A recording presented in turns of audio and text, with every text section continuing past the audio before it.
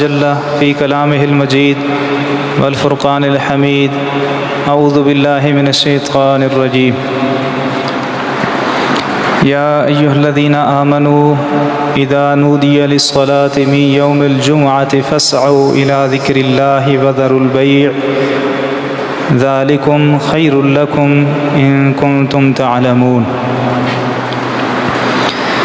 عن أبي هريرة رضي الله تعالى عنه قال قال النبي صلى الله عليه وسلم خير يوم طلعت عليه الشمس يوم الجمعة فيه خلق آدم وفيه أدخل الجنة وفيه أخرج منها وفيه تقوم الساعة. رواه البخاری.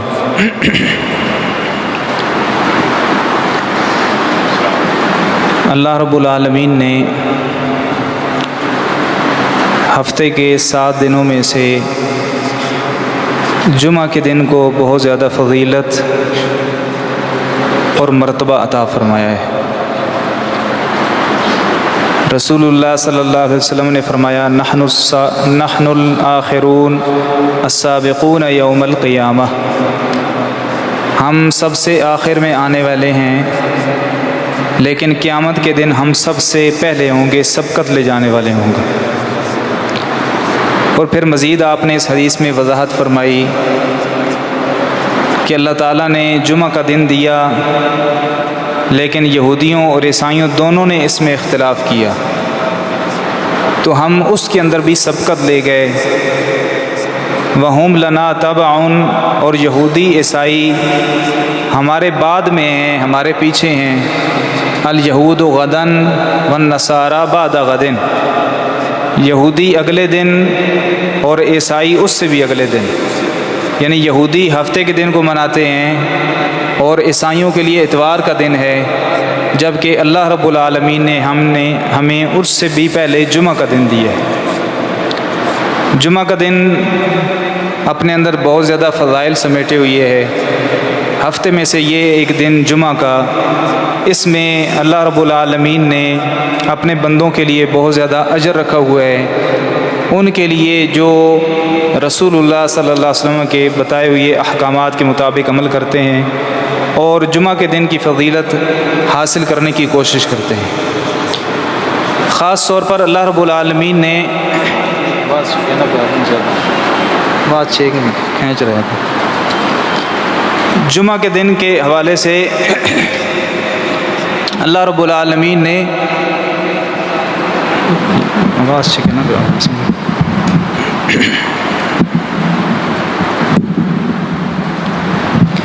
خاص طور پر جمعہ کا دن، اس میں اللہ عز و جل نے تاکید کی ہے ایمان والوں کو کہ وہ خاص خیال رکھیں جمعہ کے دن کے حوالے سے.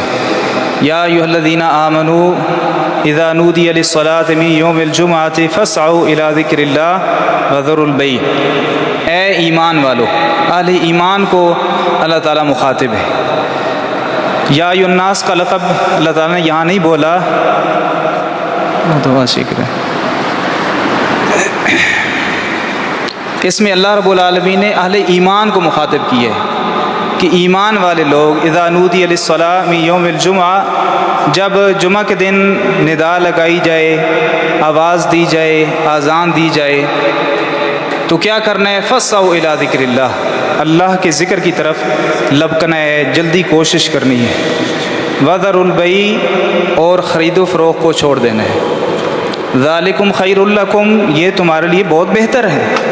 ان کنتم تعلمون، اگر تم جانتے ہو. یعنی 2-3 چیزیں اس میں اللہ تعالیٰ نے اس آیت میں ڈسکس کی ہیں. ایک تو ہے کہ جمعہ کی جب آواز دی جائے تو فاسعوا الی ذکر اللہ، اللہ کے ذکر کی طرف تم نے جلدی کوشش کرنی ہے، لپکنا ہے. یہ یاد رکھیں، عام طور پر ایک ذکر کا معنی تو یہ ہے کہ ہم تسبیحات وغیرہ کرتے ہیں، مثلا سبحان اللہ یہ اللہ کا ذکر ہے، اسرا الحمدللہ یہ ایک ذکر ہے، اللہ اکبر یہ ایک ذکر ہے، لا الہ الا اللہ یہ ایک ذکر ہے. یہ اس طرح کے مختلف تعریفی کلمات جس میں اللہ تعالیٰ کی تحمید بیان ہوتی ہے، حمد، یا اللہ کی تسبیح بیان ہوتی ہے، یا اللہ کی تکبیر بیان ہوتی ہے، یا وہ مسنون کلمات جو رسول اللہ صلی اللہ علیہ وسلم ہمیں سکھائے ہوئی ہیں اللہ کی تعریف کے لیے، ایک اس کو ذکر کہا جاتا ہے، اس کی بڑی فضیلت ہے، اور ایک اس کے علاوہ اللہ رب العالمین کی کوئی بندہ بڑائی بیان کر رہا ہے، اللہ تعالیٰ کی مخلوق میں غور و فکر کر رہا ہے، وہ زمین و آسمان کے اندر اللہ تعالیٰ نے جو چیزیں بنائی ہوئی ہیں ان میں غور و فکر کرتا ہے، ان کا تذکرہ کرتا ہے، دین سے متعلق کسی ٹاپک پر بحث ہوتی ہے، وہ لوگوں کو دین سمجھاتا ہے، عبادات سے متعلق بتاتا ہے، یہ بھی ذکر میں شامل ہے۔ فَاسْعَوْا إِلَىٰ ذِكْرِ اللَّهِ، اللہ کے ذکر کی طرف آؤ۔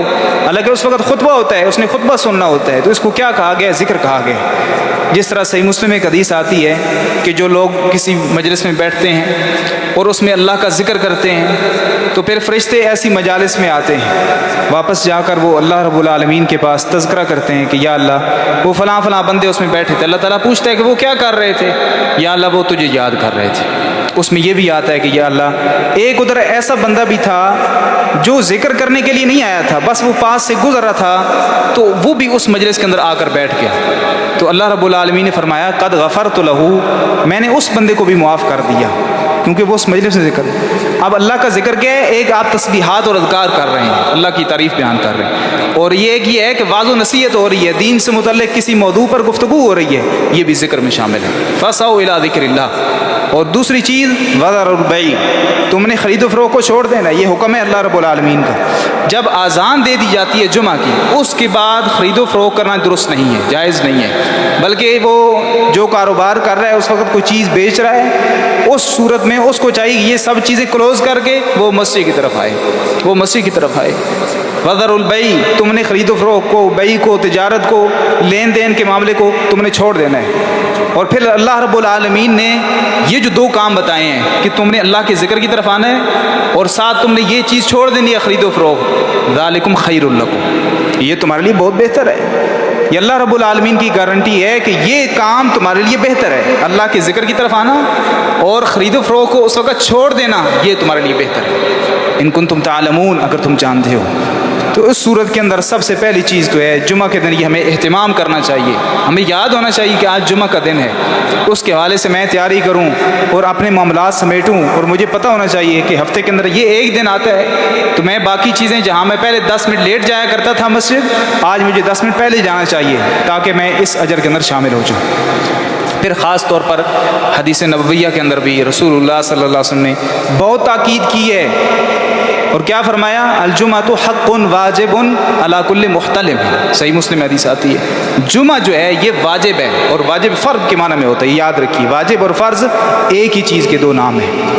تو جمعہ فرض ہے، لازم ہے، علی کل محتلم، ہر بالغ شخص پر، ہر بالغ شخص پر۔ اور ایک حدیث سنن نبی داؤد میں جو آتی ہے اس میں کیا فرمایا کہ واجب ہے سوائے 4 لوگوں پر، اور اس میں یہ بھی الفاظ بھی آتے ہیں فی جماعت، الجمعۃ حق واجب علی کل مسلم فی جماعت، جماعت کے ساتھ واجب ہے، الا 4، سوائے 4 کے، امرأۃ، عورت، اس پر جمعہ فرض نہیں ہے، اگر وہ پڑھے تو اچھی بات ہے، وعظ و نصیحت سنتی ہے، جماعت کے ساتھ نماز پڑھتی ہے تو اجر کی مستحق ہے، لیکن اس پر فرض نہیں ہے۔ صبیٌ، بچے پر بھی فرض نہیں ہے، عبد، غلام جو ہے اس پر بھی فرض نہیں ہے، اور مریض، یہ 4 قسم کے لوگ، ان پر جمعہ فرض نہیں ہے۔ اس کے علاوہ کسی بالغ شخص پر بغیر کسی عذر کے جمعہ چھوڑنا یہ جائز نہیں ہے، اس پر فرض و لازم ہے۔ اور رسول اللہ صلی اللہ علیہ وسلم نے کیا فرمایا؟ سنن ابی داؤد میں حدیث آتی ہے من ترک 3 جمع تہاونا بها ختم اللہ علی قلبہ، جو بندہ 3 جمعے لگاتار بغیر کسی عذر کے چھوڑ دے، اس کو سستی سمجھتے ہوئے، سستی کرتے ہوئے، کوئی اس کا شرعی عذر بھی نہیں ہے، سستی کرتے ہوئے وہ جمعہ چھوڑ دیتے ہیں 3، تو اللہ تعالیٰ اس کے دل پر مہر لگا دیتے ہیں۔ دل پر مہر کا کیا مطلب ہوتا ہے؟ دل پر مہر کا مطلب یہ ہے کہ پھر دل آپ کا نیکی کی طرف راغب ہی نہیں ہوگا۔ انسان جو گناہوں کی طرف اپنے دل کو مائل کر لیتا ہے، اسے توفیق جب ملی ہوتی ہے، ٹائم اس کے پاس موجود ہے، اللہ نے اسے صحت و جسم دیے ہوئے، اس کے کوئی ایسا شرعی عذر نہیں ہے، وہ نیکیوں کی طرف جب نہیں آتا، نیکی کو حقیر جانتے ہوئے، سستی کرتے ہوئے چھوڑتا رہتا ہے، ایک وقت ایسا آتا ہے کہ پھر اگر وہ جانا چاہے تب بھی اس کا دل نہیں کرے گا، اس کا دل نہیں مانے گا۔ بعض اوقات ایسا ہوتا ہے کہ ہم نمازیں چھوڑتے رہتے ہیں، پھر کیا کہتے ہیں کہ نہیں میرا دل تو چاہتا ہے کہ میں نماز پڑھوں لیکن جا نہیں پاتا میں، ختم اللہ علی قلبی، پھر اللہ تعالیٰ دل پر مہر لگا دیتے ہیں، پھر نیکیوں کی توفیق ہی نہیں ملتی ہے۔ اس لیے اپنے دل کو نیکیوں کا عادی بنائیں، گناہوں سے دور رکھیں، وگرنہ جب یہ گناہوں کا عادی بن جاتا ہے اور نیکیوں سے دور رہتا ہے، پھر ایک وقت ایسا آتا ہے کہ وہ دل نیکی کی طرف راغب بھی نہیں ہوتا، اب لے جانا چاہیں تب بھی نہیں جائے گا۔ تو ختم اللہ علی قلبہ، ایسا بندہ جو 3 جمعے سستی ہے، ان کو حقیر سمجھتی ہوئی، اتنی ویلیو ہی نہیں دیتا، چھوڑ دیتا ہے، تو اللہ تعالیٰ اس کے دل پر مہر لگا دیتے ہیں۔ اور رسول اللہ صلی اللہ علیہ وسلم نے بڑی سختی سے کہا ہے لَيَنْتَهِيَنَّ أَقْوَامٌ عَنْ وَدْعِهِمُ الْجُمُعَاتِ، یقیناً ضرور لوگ جمعہ چھوڑنے سے باز آ جائیں، اور لَيَخْتَمَنَّ اللَّهُ عَلَىٰ قَلْبِهِ، یا پھر اللہ ان کے دلوں پر مہر لگا دے گا، ثُمَّ لَيَكُونَنَّ مِنَ الْغَافِلِينَ، پھر وہ غافلوں میں سے ہو جائیں گے، پھر انہیں غفلت کے اندر پڑ جائیں گے، پھر انہیں کسی قسم کی کوئی ٹینشن ہی نہیں ہوگی، نیکی نہیں بھی کریں گے تب بھی کوئی مسئلہ نہیں ہوگا، جمعہ نہیں بھی پڑھیں گے تو کوئی مسئلہ نہیں، ٹھیک ہے رہ گئے تو رہ گئے۔ حالانکہ جو مومن ہوتا ہے، جس کا دل گناہوں سے دور رہنے پر عادی ہوتا ہے اور نیکی کرنے پر عادی ہو جاتا ہے، جب اس سے نیکی رہ جاتی ہے تو اسے پریشانی ہوتی ہے، اسے تکلیف ہوتی ہے۔ جس طرح ایک نماز کا عادی ہے، نمازی بندہ، اس کی نماز جب رہ جائے گی، اس کی عادت بنی ہوئی ہے، اسے فوراً اپنے دل کے اندر یہ کھٹکا ہوگا، میری نماز کیوں رہ گئی ہے، مجھے جلدی جلدی اپنی نماز پڑھنی چاہیے۔ جب تک وہ نماز نہیں پڑھے گا، اس کی وہ فکر اس کو لاحق رہے گی، کیونکہ وہ عادی بنا ہوا ہے۔ اور جو نماز بالکل نہیں پڑھتا، اس کی 2 3 4 5 بھی رہ جاتی ہیں تو اسے کوئی فکر لاحق نہیں ہوتی ہے۔ تو ثم لَيَكُونَنَّ مِنَ الْغَافِلِينَ، اگر وہ ایسے کریں گے، لوگ جمعہ چھوڑتے رہیں گے بغیر کسی شرعی عذر کے اور ان کو حقیر سمجھتے ہوئے جمعہ چھوڑتے رہیں گے، تو پھر کیا ہو جائے گا، ایک وقت ایسا آ جائے گا، پھر اللہ تعالیٰ مہر لگا دے گا اور وہ غافلوں میں سے ہو جائے گا۔ اور یہاں تک اس سے بھی بڑی بات رسول اللہ صلی اللہ علیہ وسلم نے فرمایا، صحیح مسلم میں حدیث آتی ہے کہ میرا دل چاہتا ہے ان آمر رجلا یصلی بالناس، کہ میں کسی دوسرے بندے کو یہ حکم دوں کہ وہ لوگوں کو نماز پڑھائے، پھر ثم احرک، پھر میں جلا دوں کن لوگوں کے گھر، جو جمعہ کو حاضر نہیں ہوئی ہے، جو جمعہ کو حاضر نہیں ہوئی ہے، جو جمعہ کے لیے نہیں آئے، میرا دل چاہتا ہے میں کسی ایسے شخص کو حکم دے دوں وہ لوگوں کو نماز پڑھائے، اور پھر جائیں ان لوگوں کے گھروں کے اندر جاؤں اور ان لوگوں کے گھروں کو میں آگ لگا دوں۔ حالانکہ اللہ کے نبی صلی اللہ علیہ وسلم بڑے نرم اور بڑے شفیق تھے، عام طور پر سخت الفاظ نہیں بولا کرتے تھے۔ اس کا مطلب ہے جہاں اس قدر سخت الفاظ بولے ہیں، یہ کوئی بہت ہی زیادہ امپورٹنٹ اور بہت اہم معاملہ ہے جس پر اللہ کے نبی صلی اللہ علیہ وسلم نے یہ الفاظ فرمائے ہیں۔ تو بیسیکلی آپ تاکید کرنا چاہتے تھے کہ لازمی طور پر جمعہ پڑھیں، اس کو بغیر کسی شرعی عذر کے یہ چھوڑنا درست نہیں ہے۔ اس کے فضائل کی طرف آتے ہیں۔ رسول اللہ صلی اللہ علیہ وسلم کی حدیث آتی ہے صحیح مسلم کے اندر، من اغتسل ثم اتى الجمعہ، جو بندہ غسل کرتا ہے اور پھر جمعہ کی نماز کے لیے آتا ہے، فصلی ما قدر له، جتنی اس کی مقدر میں ہے وہ نماز پڑھتا ہے آ کر، اور اس کے بعد وہ امام کا خطبہ اچھی طرح سنتا ہے، حتیٰ یفرغ من خطبتہ، یہاں تک کہ امام اپنے خطبے سے فارغ ہو جاتا ہے، خطبہ سنتا ہے جب تک امام اپنے خطبے سے فارغ نہیں ہوتا، وہ خطبہ سنتا رہتا ہے۔ ثم یصلی معہ، پھر امام کے ساتھ نماز پڑھتا ہے۔ کون سا کام اس نے کیا؟ غسل کیا اچھی طرح، اور پھر جمعہ کے لیے آ گیا، خطبہ اس نے پورا سنا ہے، ثم یصلی معہ، پھر امام کے ساتھ نماز پڑھتا ہے۔ اللہ تعالیٰ اس پر کیا ثمر اور پھل اس کو عطا کرتے ہیں؟ غفر لہ ما بینہ و بین الجمعۃ الاخری وفضل ثلاثۃ ایام، اللہ تعالیٰ اس جمعہ سے لے کر اگلے جمعہ تک وفضل ثلاثۃ ایام، اور 3 دن مزید، یعنی 10 دنوں کے گناہ اس کی معاف کرتے ہیں، 10 دنوں کے گناہ معاف کرتے ہیں۔ غسل کرنا ہے اچھی طرح، جلدی آ جانا ہے تاکہ خطبہ سنے اچھی طرح، اور اس کے بعد امام کے ساتھ وہ باجماعت نماز ادا کرتے ہیں، تو اس بندے کے لیے 10 دنوں کے گناہ اس کے معاف کر دیے جاتے ہیں۔ تو یہ بہت بڑا پیکیج ہے، بہت بڑا پیکیج ہے۔ کہ مسئلہ یہ ہے کہ ہم تھوڑی سی یعنی اپنے اندر چستی لائیں، وہ جو 10 منٹ لیٹ آنے کی عادت ایک بن چکی ہے، اس کو تھوڑے 10 منٹ پہلے لے آئیں، تو ورنہ پھر اس شرف سے فضیلت سے ہم محروم رہ جائیں گے، کیونکہ اللہ رب العالمین کے فرشتے وہ دروازے پر کھڑے ہوتے ہیں جمعہ کے دن۔ رسول اللہ صلی اللہ علیہ وسلم کی یہ حدیث آتی ہے سنن ابی داؤد کے اندر، جو بندہ ومن راح، جو جلدی آ جاتا ہے، اس نے غسل وغیرہ کی ہے، خوشبو وغیرہ استعمال کی ہے، جمعہ کی تیاری کی ہے، جلدی مسجد کی طرف آ گئے، رسول اللہ صلی اللہ علیہ وسلم نے کیا فرمایا؟ فکأنما قرب بدنہ، گویا کہ اس نے اللہ کے راستے میں ایک اونٹ قربان کی ہے، ایک اونٹ کا صدقہ دی ہے۔ ومن راح فی الساعۃ الثانیہ، اور جو دوسری گھڑی میں آیا، فکأنما قرب بقرہ، گویا کہ اس نے اللہ کے راستے میں ایک گائے اس کا صدقہ کیا ہے۔ ومن راحا فی الساعۃ الثالثہ، اور جو تیسری گھڑی میں آتا ہے فکأنما قرب شاۃ، اور ایک حدیث میں غالباً لفظ آتے ہیں کبشن اقرن، گویا کہ اس نے ایک سینگ والا مینڈا اللہ کے راستے میں صدقہ کیا ہے۔ ومن راحا فی الساعۃ الرابعہ، اور جو چوتھی گھڑی میں آتا ہے فکأنما قرب دجاجۃ، گویا کہ اس نے ایک مرغی اللہ کے راستے میں صدقہ کیا۔ اور جو اس سے بھی پانچویں گھڑی میں آتا ہے ساعۃ الخامسہ فکأنما قرب بیضہ، گویا کہ اس نے ایک انڈا اللہ کے راستے میں صدقہ کیا۔ پھر اگلے الفاظ پر غور کرنے کی بات ہے، فَإِذَا حَضَرَ الْإِمَامُ، جب امام آ جاتا ہے تب وہ صحف، وہ جو فرشتے ہیں وہ صحیفے جس پر نام لکھ رہے تھے، first position, second position, third position, اپنے نمبر اس حساب سے جو پہلے آیا جو اس کے بعد آیا، اس کے بعد جب امام خطبہ دینے کے لیے آ جاتا ہے وہ صحیفے لپیٹ لیتے ہیں، رجسٹر بند کر لیتے ہیں، اب نام لکھنے والا سلسلہ ختم ہو گیا، باقی بعد میں آنے والے اپنے حساب سے اجر پائیں گے، لیکن جن لوگوں کے نام ان پوزیشنز کے اندر لکھے گئے ہیں اور اللہ کے سامنے ان کے نام پیش کیے جانے ہیں، ان کے رجسٹر کے اندر اس صحیفے میں اس کیٹیگری میں ان لوگوں کے نام نہیں ہوں گے۔ فرشتے کیا کرتے ہیں؟ یستمعون الذکر، وہ ذکر سننے کے لیے بیٹھ جاتے ہیں۔ اس کا مطلب ہے انتہائی اہم چیز ہے، فرشتے بھی یہ ذکر اور یہ خطبہ سننے کے لیے بیٹھ جاتے ہیں۔ تو اس لیے یہ کوشش کرنی چاہیے کہ میں خطبہ شروع ہونے سے پہلے مسجد کے اندر آ جاؤں تاکہ اس فضیلت کو میں پالوں۔ سب سے پہلی گھڑی آنے والا جلدی آنے والا، ہو سکتا ہے پہلی گھڑی جو ہے وہ 8 سے 9 بجے کے درمیان ہو سکتا ہے 9 سے 9:30 کے درمیان، یعنی جتنی جلدی ہے وہ پہلی گھڑی کے اندر جتنے لوگ آئیں گے وہ اس صورت میں اس اجر کے اندر شامل ہوں گے جس نے اللہ کے راستے میں اونٹ ایک ذبح کیا ہے، قربان کیا، صدقہ کیا ہے۔ تو جب خطبہ شروع ہو گیا تو پھر اس بڑے اجر سے ہم محروم رہ جائیں گے۔ ہاں باقی جو ہم نے خطبہ سنا یا ہمارا جمعہ کاؤنٹ ہو گیا یا ہم نے نماز پڑھی وہ تو اجر پا لیں گے، لیکن یہ زیادہ شرف اور فضیلت ان لوگوں کے لیے ہے جو جمعہ سے پہلے یعنی خطبہ سے پہلے مسجد کے اندر تشریف لاتے ہیں۔ پھر اللہ کے نبی صلی اللہ علیہ وسلم نے سنن نبی داود کے اندر جو حدیث آتی ہے یہ اس سے بھی زیادہ اس کا اجر ہے۔ اوس بن اوس رضی اللہ تعالیٰ عنہ اس حدیث کے راوی ہیں۔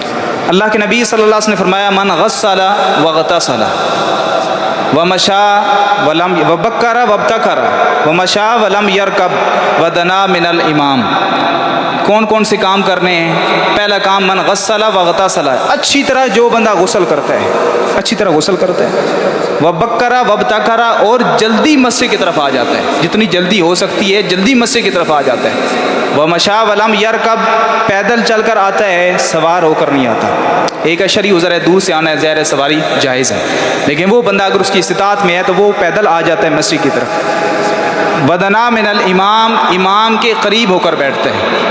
فاستمع ولم یلغو، غور سے خطبہ سنتا ہے، اس دوران خطبے کے دوران سننے میں کوئی لغو کوئی فضول کام نہیں کرتا، کوئی فضول کام نہیں کرتا اور خاموش ہو کر بیٹھتا ہے۔ کان لہو بکل خطبۃ عمل سنۃ اجر صیامها و قیامها، رسول اللہ صلی اللہ علیہ وسلم نے فرمایا کہ یہ کام کرنے والا اس کو ہر ایک قدم کے بدلے جو وہ چل کر آئے، ہر ایک قدم کے بدلے 1 سال کے روزوں اور 1 سال کے قیام کا ثواب ملے گا۔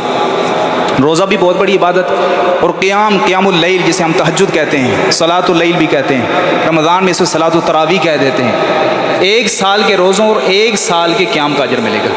یہ بہت بڑی چیز ہے، لیکن یہ کام کر رہے ہیں، اچھی طرح غسل کیا، جلدی مسجد کی طرف آ گیا، پیدل چل کر آیا، اللہ یہ کہ کوئی شرعی عذر ہے تو پھر اللہ تعالیٰ نیتوں کو دیکھنے والا ہے، مجبور ہے تو اللہ تعالیٰ اس کو اجر دینے پر قادر ہے، اور آ کر امام کے قریب ہو کر بیٹھا، غور سے خطبہ اس نے سنا ہے۔ اس کا مطلب ایک بہت بڑا مقصد اس کا یہ ہے کہ خطبہ غور سے سنا جائے، خطبہ غور سے سنا جائے، کوشش کی جائے کہ اس انداز میں نہ بیٹھا جائے جس سے زیادہ سستی آتی ہے، تو غور سے خطبہ، فاستمع، غور سے خطبہ سنتا ہے اور اس دوران کوئی لغو کام نہیں کرتا۔ لغو کام سے کیا مراد ہوتا ہے؟ جس طرح ایک حدیث کے اندر وضاحت ہے کہ جب تم جمعوں کی طرف آتے ہو تو کوئی بندہ اپنے ساتھی سے یہ کہہ دیتا ہے انصت، خاموش ہو جا، یہ سب لفظ بولتا خاموش ہو جا، وہ دو آپس میں باتیں کر رہے ہیں، یہ تھرڈ پرسن یہ اس کو کہتا ہے خاموش ہو جا، تو رسول اللہ صلی اللہ علیہ وسلم کیا فرمایا؟ فقد لغوتا، یہ بھی تم نے لغو کام کیا ہے، اتنی بھی اجازت نہیں ہے، کیونکہ اس سے ہو سکتا ہے شور شرابہ اور مچ جائے گا، وہ اب اس کو خاموش شروع کرا دیں گے، یا اگلا بندہ بول جاتا ہے کہ نہیں آپ خاموش رہیں گی، تو اس لیے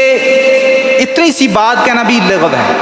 اور ایک حدیث میں کیا آتا ہے وَمَن مَسَّ الْحَصَىٰ فَقَدْ لَغَا، جس نے کنکری کو بھی چھوا اس نے بھی لغو کام کیا۔ اس قدر اہمیت ہے اور تاکید ہے کہ خطبہ غور سے سننا چاہیے۔ کنکری کے ساتھ کھیلنا، اپنے بالوں کے ساتھ کھیلنا، یا ساتھ والے سے گفتگو کرنا، یا موبائل کے اندر مصروف رہنا، یہ چیزیں خطبے کے اجر کو ضائع کر دیتی ہیں، اجر کو ضائع کر دیتی ہیں۔ تو یہ کام کرنے سے 1 سال کے روزوں اور 1 سال کے قیام کا اجر ملتا ہے۔ تو خیر احادیث اور بھی اس کی فضیلت پر بہت زیادہ ہیں، ہم باقی جو مسائل ہیں ان کو ڈسکس کرتے ہیں۔ کچھ آداب بتائے گئے ہیں، ایک تو یہ ہے کہ جمعہ کے حوالے سے تاکید کی کہ جمعہ لازمی پڑھیں آ کر، اور دوسری بات یہ ہے کہ جلدی آ کر خطبہ میں شامل ہوں، خطبہ غور سے سنیں۔ کچھ آداب ہیں جو جمعہ کے حوالے سے اور مسجد کے حوالے سے ہیں۔ صحیح بخاری میں حدیث آتی ہے رسول اللہ صلی اللہ علیہ وسلم خطبہ دے رہے تھے، ایک صحابی آئے مسجد میں آ کر بیٹھ گئے، خطبہ سٹارٹ تھا، وہ مسجد میں آ کر بیٹھ گئے، تو اللہ کے نبی صلی اللہ علیہ وسلم نے فرمایا حل صلیت رکعتین، کیا آپ نے 2 رکعتیں پڑھی ہیں؟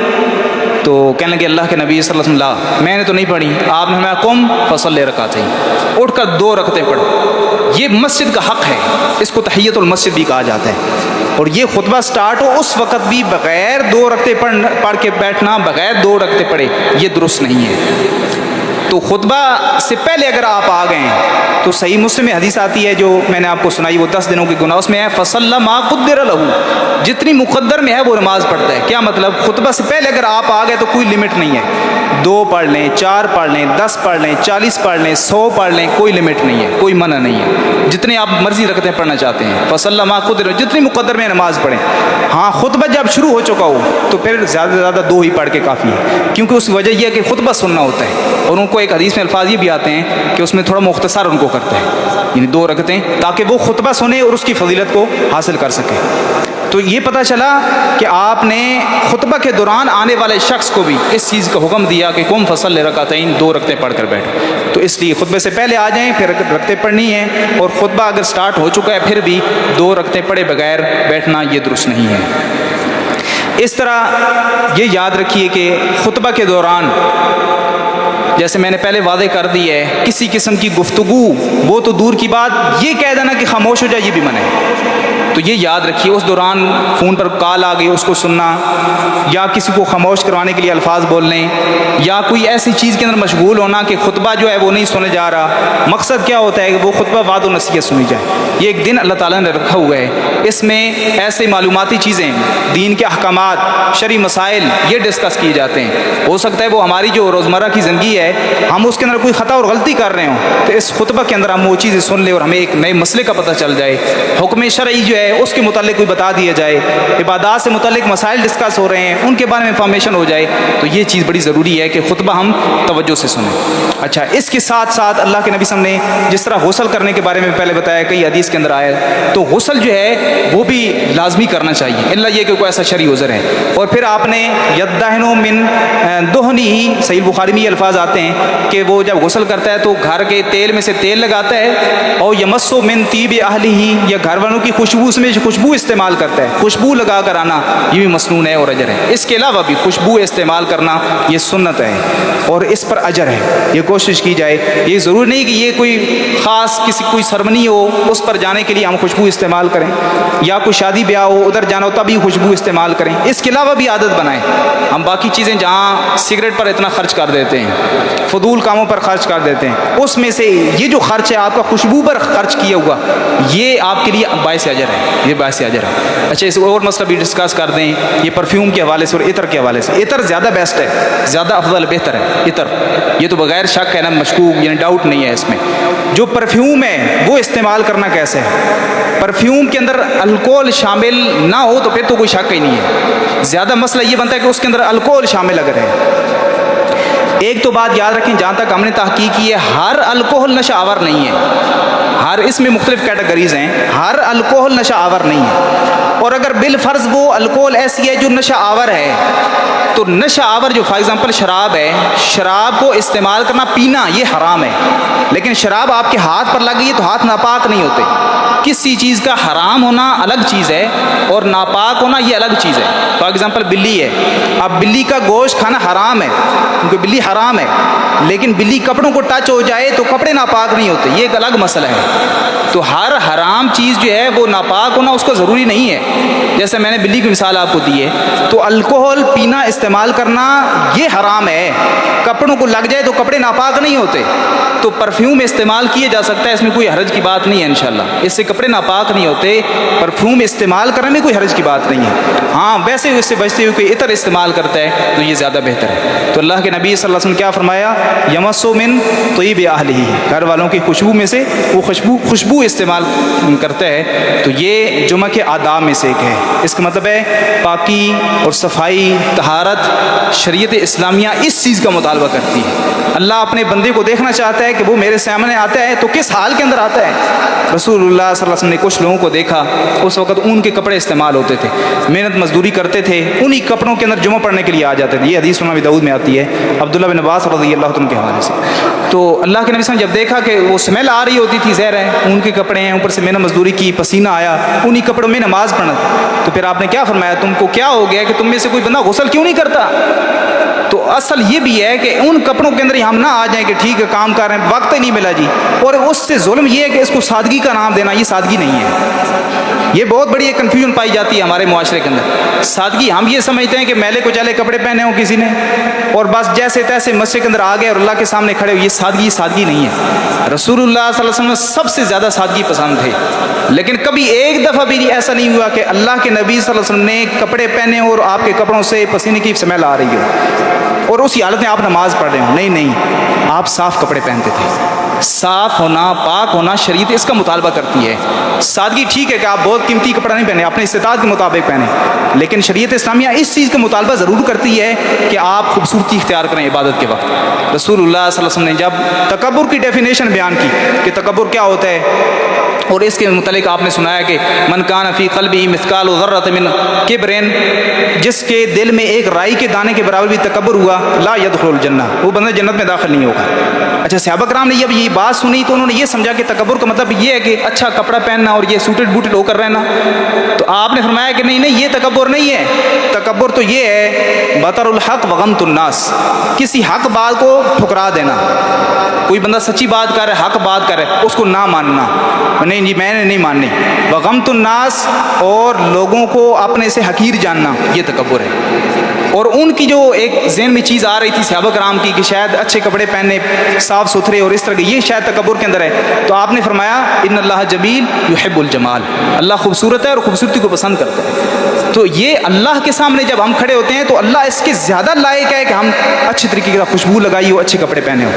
عبداللہ بن عمر رضی اللہ تعالی عنہ نے اپنے غلام نافع کو دیکھا کہ ایک گھٹیا سا کپڑا پہن کر وہ کھڑا ہوئے ہیں نماز پڑھنے کے لیے. اس کا مطلب ہے کہ ان کے پاس دوسرا کپڑا اویلیبل تھا. اچھا, گھٹیا کا کپڑا کا مطلب یہ نہیں ہے کہ وہ کوئی بہت زیادہ قیمتی نہیں تھا اور کم درجے کا نہیں, مطلب کوئی میلا کچیلا تھا یا اس طرح کا انہوں نے وہ پہن لیا, دوسرے کپڑے موجود بھی تھے. تو عبداللہ بن عمر رضی اللہ تعالیٰ عنہ, یہ جو حضرت عمر بن خطاب کے بیٹے ہیں رضی اللہ تعالیٰ عنہ, صحابی ہیں, تو کہنے لگے کہ کیا تو پسند کرتا ہے کہ یہی کپڑا پہن کر اپنے دوست کی کسی محفل مجلس میں کی شادی بیاہ میں جائے؟ تو کہنے لگے نہیں میں پسند نہیں کرتا. تو آپ نے فرمایا کہ پھر اللہ اس کی زیادہ لائق ہے کہ اس کے سامنے خوبصورتی اختیار کی جائے. یہ بہت ضروری چیز ہے. ہم اس چیز کو ویلیو دیتے ہیں, بھائی شادی میں جا رہے ہیں جی ٹھیک ہے, اس دن ہی نئے کپڑے نکالنے اور پہننے ہیں. اچھا, اس چیز کو اہمیت نہیں دیتے کہ اب ہم اللہ کے گھر میں نماز پڑھنے کے لیے جا رہے ہیں, اللہ کے سامنے ہم نے کھڑے ہونا, اس وقت ہمیں سادگی یاد آ جاتی ہے. اور شادی بیاہ پر جانا ہے تو سب سے اعلیٰ جو ہمارا سوٹ ہے وہ ہم پہننے کی کوشش کرتے ہیں. اللہ اس چیز کا زیادہ حقدار ہے. اسی طرح معذرت کے ساتھ بعض مساجد میں دیکھا گیا ہے سر کو ڈھانپنا اچھی چیز ہے. رسول اللہ صلی اللہ علیہ وسلم ڈھانپ کر رکھتے تھے, اور اس چیز کا تعلق صرف نماز کے ساتھ نہیں ہے, نماز کے علاوہ بھی اللہ کے نبی صلی اللہ علیہ وسلم سر ڈھانپ کر رکھتے تھے. یہ ایک اچھی چیز ہے, افضل ہے. ہاں, یہ ایک الگ مسئلہ ہے کہ اگر ننگے سر کسی نماز پڑھ لی تو نماز ہو جائے گی, یہ الگ مسئلہ ہے, لیکن سر ڈھانپ کر رکھنا یہ افضل ہے, بہتر ہے, اچھا ہے. اچھا, اب بعض مساجد میں دیکھا گیا کہ ٹھیک ہے ایک چیز کو ہم پورا کر رہے ہیں, سر ڈھانپنے کے لیے ہم نے ٹوپیوں کو اہتمام کر لی ہے, لیکن وہ جو ٹوپی ہم نے پہنی ہوتی ہے نا نماز کی حالت میں, بڑا سمپل سا کوشچن ہے, وہی ٹوپی جو جالی والی وہ 5-10 روپے کی ہم نے رکھی ہوتی ہے, ہو سکتا ہے ابھی جدید پاکستان کی ایک نئی شکل آ گئی ہے, 5-10 روپے مہنگی ہو گئی ہوگی, تو وہ ٹوپی پہن کر جو ہم نماز پڑھ رہے ہوتے ہیں وہی ٹوپی پہن کر کیا ہم ایک اچھی مجلس اور محفل اور شادی بیاہ میں جائیں گے؟ قطعاً نہیں جائیں گے. قطر نہیں جائیں گے، کیونکہ لوگ تانے ماریں گے آپ نے کس قسم کی ٹوپی پہنی ہوئی ہے۔ اچھا، اس طرح کچھ لوگوں کو دیکھا گیا کہ انہوں نے ٹوپی پہنی ہوتی ہے، میلی کچیلی پہنی ہوتی ہے، دھوئی نہیں ہوتی، گندی ٹوپی ہوتی ہے، یہ درست نہیں ہے، یہ سادگی نہیں ہے، یہ اللہ تعالیٰ کے ادب کے خلاف ہے۔ یہ چیز صاف کپڑا پہنے، ٹوپی پہنی ہے تو صاف ستھری ہونی چاہیے، رومال پگڑی کی ہوئی ہے، پہنی ہوئی ہے، اوڑھی ہوئی ہے، اس کو صاف رکھیں، یہ اللہ تعالیٰ کے ادب کا تقاضا ہے، کیونکہ ہم نماز کے اندر کھڑے ہوئے ہیں، اللہ کی عبادت کر رہے ہیں، تو یہ اس چیز کا زیادہ حقدار ہے۔ تو اس لیے رسول اللہ صلی اللہ علیہ وسلم نے جمعہ کے جو آداب بتائے ہیں ان میں سے یہ بھی ہے غسل کر کے آنا، اور خوشبو اگر میسر ہے تو خوشبو استعمال کرنا تاکہ ہمارے کپڑوں سے سمیل وغیرہ پسینہ ہو، یہ چیز نہ آئے۔ اچھا، اس سے دوسری جگہ آپ دیکھنا، آپ نے کیا فرمایا کہ پیاز تم نے کھائے ہیں تو اس صورت میں مسجد کے قریب نہ ہو۔ وہ کس وجہ سے؟ آپ نے فرمایا فرشتے اس سے تکلیف محسوس کرتے ہیں، وہ جو سمیل پیدا ہوتی ہے، کچے پیاز کھائے ہیں تو اس کی وجہ سے جو منہ سے سمیل آ رہی ہے، فرشتے اس سے تکلیف محسوس کرتے ہیں۔ معذرت کے ساتھ جو لوگ سگریٹ پی کر آتے ہیں، پیاز کھا کر آنا مسجد میں منع ہے، سمیل آ رہی ہے، اور سگریٹ پی کر مسجد میں آنا یہ جائز ہو جائے گا۔ ایک حلال چیز جو پیاز حلال ہے اس کو حرام نہیں کہا گیا، حلال ہے، لیکن اس صورت میں ابھی مسجد میں جانا ہے اور کھا کر مسجد کے اندر آ گئے اور منہ سے سمیل آ رہی ہے، اس سے فرشتے تکلیف محسوس کرتے ہیں۔ اور سگریٹ ہم پی لیں اور اس کے بعد اس کی بھی کتنی سمیل عجیب ہوتی ہے، پاس شخص جس نے سگریٹ پی ہو، واضح پوری نماز میں پتہ چلتا ہے کہ نہیں سگریٹ پی ہوئی ہے۔ تو یہ تو ویسے بھی سگریٹ تو ویسے بھی حرام ہے، ابھی بھی کچھ لوگ آ رہے ہیں وہ کہہ رہے ہیں کہ یہ تھوڑا جائز ہے، کچھ ریلیکسیشن دے رہے ہیں، نشہ حرام ہی ہے، اس میں کوئی دوسری رائے نہیں ہے، کلو مسکن حرام ہو، ہر نشہ آور چیز حرام ہے، صحیح مسلم حدیث آتی۔ تو خیر یہ ایک الگ مسئلہ ہے، لیکن اس چیز کو ہمیں خیال کرنا چاہیے کہ ہم یہ استعمال کرتے ہیں اور مسجد میں آ رہے ہیں تو اس صورت میں رسول اللہ صلی اللہ علیہ وسلم کے احکامات اس بارے میں کیا ہیں۔ تو یہ بہت ایک اہم دن ہے۔ اب ہماری جو سستی پائی جاتی ہے وہ یہ، جس طرح پہلے ذکر کی گئی یہ چیز کہ خطبہ پورا سننا ان لوگوں کے لیے کیا اللہ تعالیٰ نے اجر رکھا ہوا ہے، اور خطبہ سٹارٹ ہو گیا، فرشتے وہ صحیفے لپیٹ کر بیٹھ گئے تو 5 منٹ ہمارا لیٹ آنا کتنا خطرناک ثابت ہوا کہ ہم اس لسٹ سے خارج ہو گئے۔ تو کوشش کی جائے، اور مساجد خوبصورت لگتی ہیں لوگوں کے ساتھ، نمازیوں کے ساتھ، اللہ کی مسجد بھری ہوئی ہو، اللہ کی عبادت کے لیے لوگ موجود ہوں، جس طرح رمضان میں بارونق ہوتی ہے مساجد، تو خطبہ جب شروع ہو تو لوگ موجود ہوں، اس کے ہمیں بڑے فوائد جو ہیں وہ ہم حاصل کر سکتے ہیں۔ تو اس طرح پھر جمعہ کے بعد ہم نے جمعہ کے 2 فرائض ادا کیے، یہ یاد رکھیے کہ یہ بدل ہے ظہر کا، جمعہ بدل ہے ظہر کا، جمعہ پڑھ لیا تو پھر ظہر کی نماز نہیں ہے، اور عورتیں جیسے جنہوں نے جمعہ نہیں پڑھنا ہوتا، یہ جو نہیں پڑھنے آتی وہ گھر میں پھر ظہر کی نماز پڑھیں گی۔ جب جمعہ کے 2 فرض ہو گئے اس کے بعد پھر اللہ کے نبی صلی اللہ علیہ وسلم کی 2 احادیث آتی ہیں۔ ایک تو یہ ہے کہ صحیح بخاری میں کہ اللہ کے نبی صلی اللہ علیہ وسلم نے جمعہ پڑھا، اس کے بعد 2 رکعتیں آپ نے پڑھی، اس کا مطلب آپ نے مسجد میں پڑھی ہیں، تو صحابہ کرام نے دیکھا تو انہوں نے وہ بیان کر دیا کہ اللہ کے نبی صلی اللہ علیہ وسلم نے جمعہ کے بعد 2 رکعتیں پڑھی ہیں، 2 سنن۔ اور اگر کوئی گھر جاتا ہے تو اللہ کے نبی صلی اللہ علیہ وسلم کے صحیح مسلم حدیث آتی ہے کہ آپ نے گھر جا کر 4 رکعتیں پڑھی ہیں، تو یہ دونوں طرح درست ہے، 2 رکعتیں پڑھ گئے پھر بھی درست، یعنی جمعہ کی جماعت کے بعد، فرضوں کے بعد، اور 4 پڑھ لیں یہ بھی درست ہے، اور 2 مسجد میں پڑھیں، 4 گھر جا کر پڑھیں یہ بھی درست ہے، اور مسجد کے اندر ہی 4 پڑھ لیں یہ بھی درست ہے، اس میں کوئی سختی نہیں ہے، ہاں کم از کم 2 پڑھ لینی چاہیے، یہ بہتر اور افضل ہے، اس کا اجر ہے۔ پھر ایک اور اہم چیز اللہ کے نبی صلی اللہ علیہ وسلم نے بتائی ہے، صحیح مسلم میں بھی حدیث آتی ہے، سنن نبی داؤد، سنن نسائی کے اندر بھی آتی ہے کہ فی ساعۃ لا یوافقها عبد مسلم، اس میں ایک ایسی گھڑی ہوتی ہے جمعہ کے دن کی، جمعہ کے دن میں ایک ایسی گھڑی، ایک ایسا وقت ہوتا ہے، اس وقت کے اندر جو مسلمان بھی اللہ تعالیٰ سے جو مانگتا ہے الا اعطاہ، اللہ اسے عطا کر دیتے ہیں۔ یہ قبولیت کا ایک ایسا وقت ہوتا ہے، اس میں مختلف روایات آتی ہیں۔ حافظ ابن حجر رحمہ اللہ نے اپنی صحیح بخاری کی جو شرح لکھی ہے فتح الباری، اس کے اندر 30 سے زیادہ 35 غالباً 40 کے قریب اقوال نقل کی ہوئی ہیں، تو اس میں زیادہ جو روایات کو دیکھا جائے تو ملتا ہے وہ ہے عصر سے مغرب کے درمیان، عصر اور مغرب کے درمیان جمعہ کا دن، یہ وہ ٹائم گھڑی اس وقت ہوتی ہے، وہ ہو سکتا ہے 5 سے 6 کے درمیان آئے، مختصر ہوتی ہے، 6 سے 7 کے درمیان آ جائے، 5:30 سے 6 کے درمیان آ جائے، تو اس وقت کے اندر وہ ایک ایسا وقت آتا ہے، ایک ایسی گھڑی آتی ہے جس میں اللہ تعالیٰ سے جو دعا کی جائے اللہ تعالیٰ وہ دعا قبول کرتا ہے۔ ہاں یہ ضروری نہیں ہے ایک بندہ کوشش کرتا ہے وہ مسجد کے اندر بیٹھ جاتا ہے یا وہ فارغ وقت نکال کر تاکہ اس گھڑی کو میں پا لوں، اگر نہیں ہے میسر تو اس وقت چلتے پھرتے اللہ تعالیٰ سے دعا کرتا رہے، اللہ تعالیٰ قادر ہے اس بات پر کہ اللہ تعالیٰ اس کو قبول کر لے۔ تو خلاصہ کلام ہماری بات کا یہ ہے کہ جمعہ کے دن کو اہمیت دیں، جس طرح اللہ رب العالمین نے اس کو اہمیت دی ہے، جس طرح رسول اللہ صلی اللہ علیہ وسلم نے احادیث مبارکہ اس کی فضیلت بیان کی ہے، اور اس کی وجہ فضیلت بیان کرنے کا مقصد بھی یہی تھا تاکہ لوگ